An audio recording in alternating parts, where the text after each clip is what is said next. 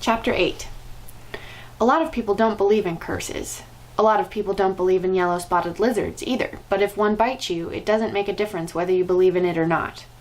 Actually, it is kind of odd that scientists named the lizard after its yellow spots. Each lizard has exactly 11 yellow spots, but the spots are hard to see on its yellow-green body. The lizard is from 6 to 10 inches long and has big red eyes. In truth, its eyes are yellow, and it is the skin around the eyes which is red, but everyone always speaks of its red eyes. It also has black teeth and a milky white tongue. Looking at one, you would have thought that it should have been named a red-eyed lizard, or a black-toothed lizard, or perhaps a white-tongued lizard. If you've ever been close enough to see the yellow spots, you are probably dead. The yellow-spotted lizards like to live in holes, which offer shade from the sun and protection from predatory birds. Up to 20 lizards may live in one hole. They have strong, powerful legs and can leap out of very deep holes to attack its prey. They eat small animals, insects, certain cactus thorns, and the shells of sunflower seeds. Chapter 9. Stanley stood in the shower and let the cold water pour over his hot and sore body. It was 4 minutes of heaven. For the second day in a row, he didn't use soap. He was too tired. There was no roof over the shower building, and the walls were raised up 6 inches off the ground, except in the corners. There was no drain in the floor. The water ran out under the walls and evaporated quickly in the sun. He put on his clean set of orange clothes. He returned to his tent, put his dirty clothes in his crate, got out his pen and box of stationery, and headed to the rec room. A sign on the door said, "Rec Room." Nearly everything in the room was broken. The TV, the pinball machine, the furniture. Even the people looked broken, with their worn-out bodies sprawled over the various chairs and sofas. X-Ray and Armpit were playing pool. The surface of the table reminded Stanley of the surface of the lake. It was full of bumps and holes because so many people had carved their initials into the felt. There was a hole in the far wall, and an electric fan had been placed in front of it. Cheap air conditioning. At least the fan worked. As Stanley made his way across the room, he tripped over an outstretched leg. "Hey, watch it," said an orange lump on the chair. "You watch it," muttered Stanley, too tired to care. "What'd you say?" the lump demanded. "Nothin'," said Stanley. The lump rose.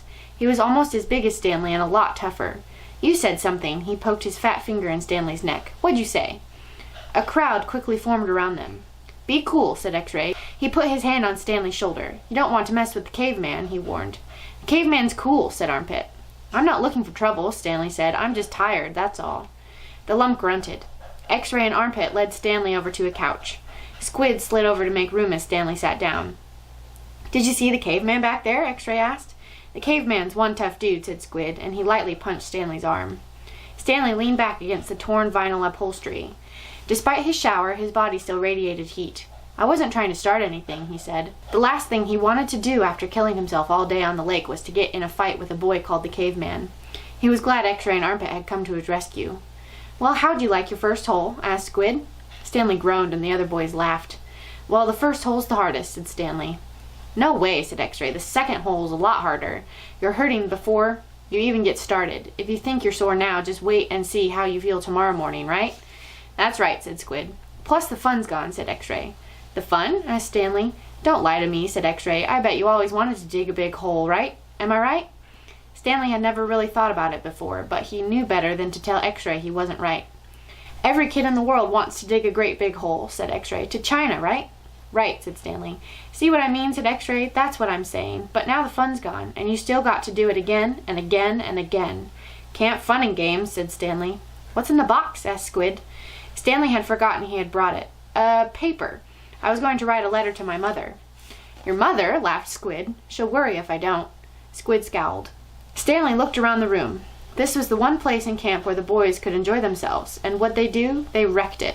The glass on the TV was smashed as if someone had put his foot through it. Every table and chair seemed to be missing at least one leg. Everything leaned. He waited to write the letter until after Squid had gotten up and joined the game of pool. "Dear Mom, today was my first day at camp and I've already made some friends. We've been out on the lake all day, so I'm pretty tired. Once I pass the swimming test, I'll get to learn how to water ski. He stopped writing as he became aware that somebody was reading over his shoulder. He turned to see Zero standing behind the couch. "I don't want her to worry about me," he explained. Zero said nothing. He just stared at the letter with a serious, almost angry look on his face. Stanley slipped it back into the stationery box. "Did the shoes have red X's on the back?" Zero asked him. It took Stanley a moment, but then he realized Zero was asking about Clyde Livingston's shoes. Yes, they did, he said. He wondered how Zero knew that. Brand X was a popular brand of sneakers. Maybe Clyde Livingston made a commercial for them. Zero stared at him for a moment, with the same intensity with which he had been staring at the letter. Stanley poked his finger through a hole in the vinyl couch and pulled out some of the stuffing. He wasn't aware of what he was doing. "Come on, Caveman, dinner," said Armpit. "You coming, Caveman?" said Squid. Stanley looked around to see that Armpit and Squid were talking to him. Sure," he said. He put the piece of stationery back in the box, then got up and followed the boys out to the tables. The lump wasn't the caveman, he was. He shrugged his left shoulder. It was better than barf bag.